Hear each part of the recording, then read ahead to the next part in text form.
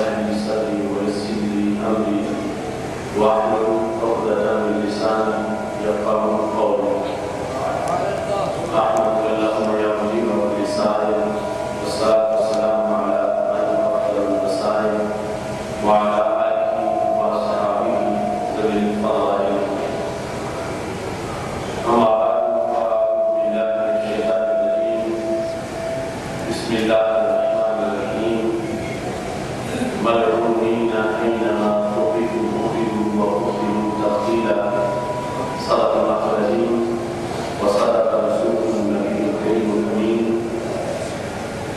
إن الله وملائكته يصلون على النبي يا أيها الذين آمنوا صلوا عليه وسلموا تسليما.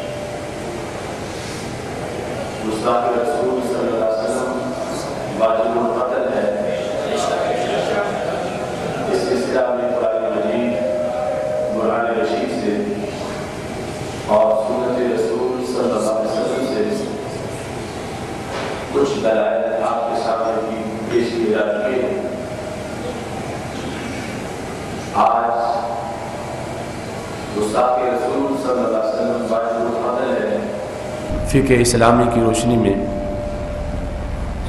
اس موضوع پہ انشاءاللہ گفتگو ہوگی. آئندہ جمعۃ المبارک گستاخی رسول صلی اللہ علیہ وسلم واجب القتل ہے اجماع کی روشنی میں. اس سلسلہ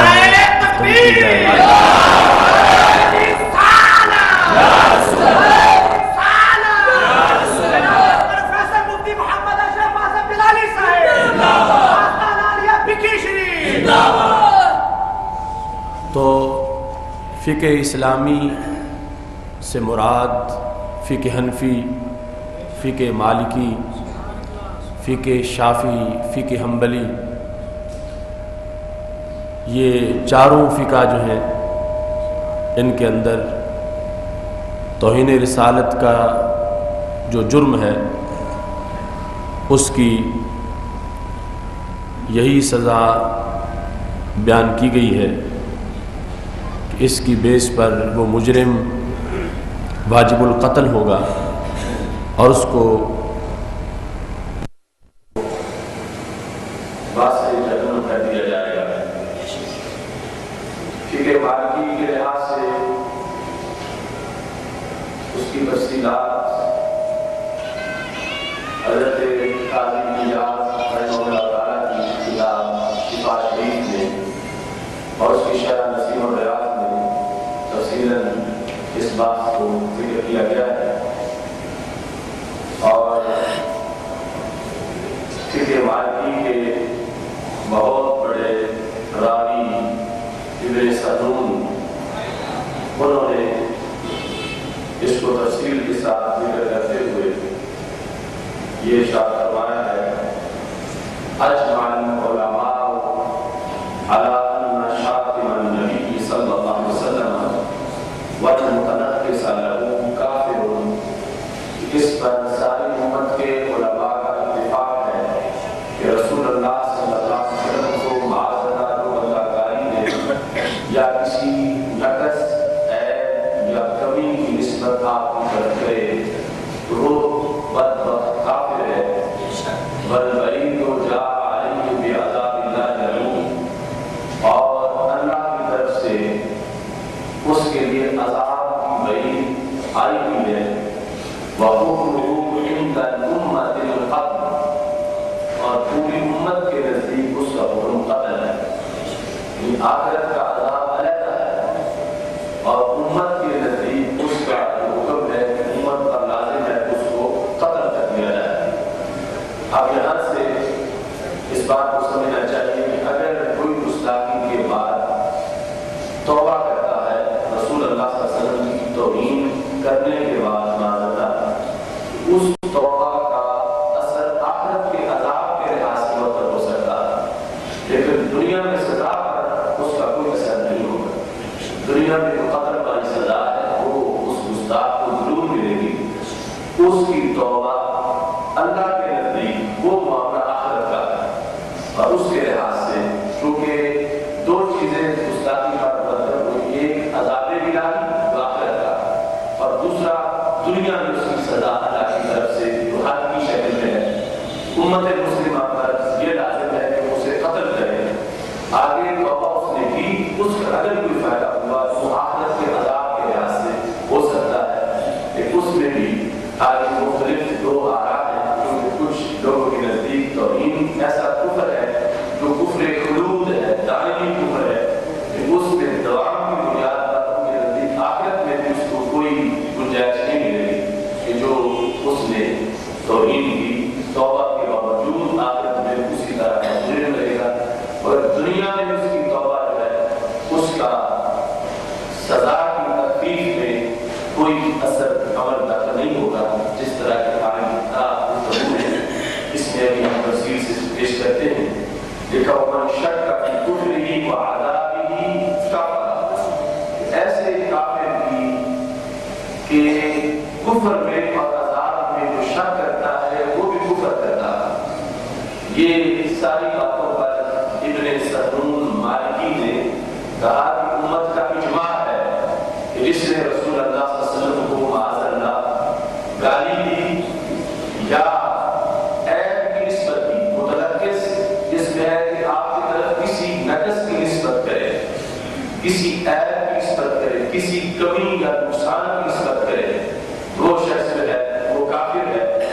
اس کے لیے ایک اللہ کے عذاب کی وعید ہے اور دوسرا امت پر جو حکم خدا ہے وہ وعید عذاب کی آخرت میں ہے، اور امت کے لیے حکم ہے دنیا میں اس کو قتل کرے. اور اس کے بارے میں کہا ومن شک فی کفرہ وعذابہ کفر، پھر ایسے گستاخ کی کفر میں شک کرے وہ خود بھی کفر کا مرتکب ہو جاتا ہے. کفر میں شک کرنے والا اور اس کے عذاب میں شک کرنے والا خود کفر کا ارتکاب کر بیٹھتا ہے. اس سلسلہ میں نسیم الریاض جو کہ شرح شفا شریف کی امام شہاب الدین فقاہی انہوں نے اس کی جلد نمبر 6 کے اندر مذاہب فقہا کو ذکر کرتے ہوئے یہ کہا کہ یہ سارے ائمہ کے نزدیک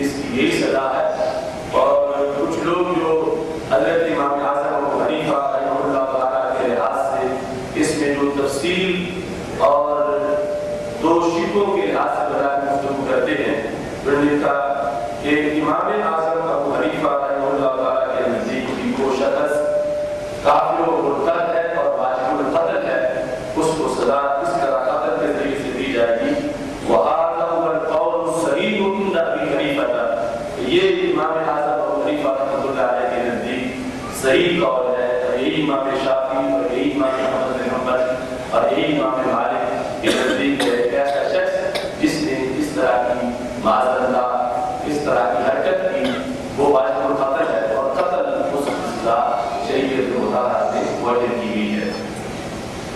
اس سلسلہ کے اندر آج چونکہ ہمارے ماحول میں فقہ حنفی کے لحاظ سے لوگ اس بات کو اچھال رہے ہیں کہ اس علاقے میں فقہ حنفی رہا جائے، وہ لوگ جو ویسے فقہ کے نام سے ڈرتے ہیں رقابتی کا ہوگا تو کہتے ہیں یہاں چونکہ حنفی ہیں تو حنفیوں کے لحاظ سے بات ہونی چاہیے، اور حنفی جو ہے وہ اس کی سزا واجب القتل کے بعد قائل نہیں ہے۔